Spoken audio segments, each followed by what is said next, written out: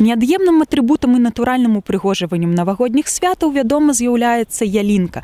Менавіта хараство гэтай лясной прыгажуні разам з водарам мандарин стварае той самы чароўны настрой. І нягледзячы на тое, што ў 90-е і 2000-е годы на змену натуральнаму дрэву прыйшло шматразовае штучнае, мода на жывую ялінку паступова вяртаецца ў нашыя дамы. Зялёны партал вырашыў даведацца, як вырошчваюцца елкі беларускімі лесгасамі, якія з іх сустракаюць Новы год у нашых дамах і чаму самавольная высечка можа сапсаваць святочны настрой. З 2015 года на тэрыторыі Уздзенскага лесгасу функцыянуе питомнік, дзе вырошчваецца лесапасадачны матэрыял, які ідзе на ўзнаўленне ляснога фонду альбо ў якасці сыравіны для навагодніх распродажаў.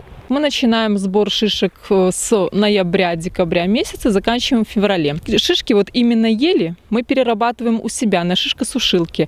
А сосна у нас на Республиканском лесном селекционно-семеноводческом центре перерабатывается. Семена хранятся также у них в холодильных камерах. Они проводят апробацию, определяют класс качества семян, схожесть.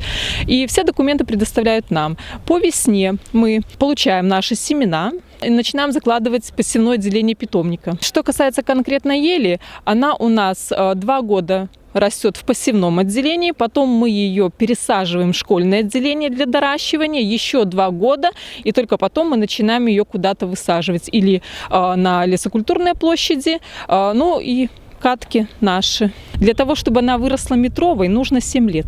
За самастойную незаконную высечку навагодніх дрэваў прадугледжана адміністрацыйная адказнасць. Штраф складае ад 5 до 50 базавых велічынь. Леснікі папярэджваюць, што ў гэты перыяд яны асабліва пільна сочаць за лясным фондам, праводзяць спецыяльныя рэйды і выяўляюць парушальнікаў праз фотоловушки.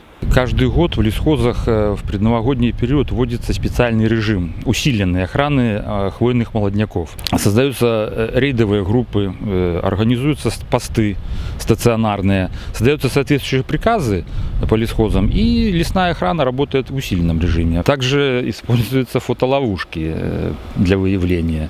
Так что я рекомендовал бы, и тем более, когда вы ее увидите в лесу, фотоловушку, не надо ее снимать, потому что вас уже сфотографировали. И, возможно, где-то недалеко есть лицо должностной лесной охраны, и можете, кажется, а это уже уголовная ответственность. Перадсвяточныя елачныя кірмашы распачнуцца з 20 снежня. На іх можна будзе набыць ялінкі ад метра до 4.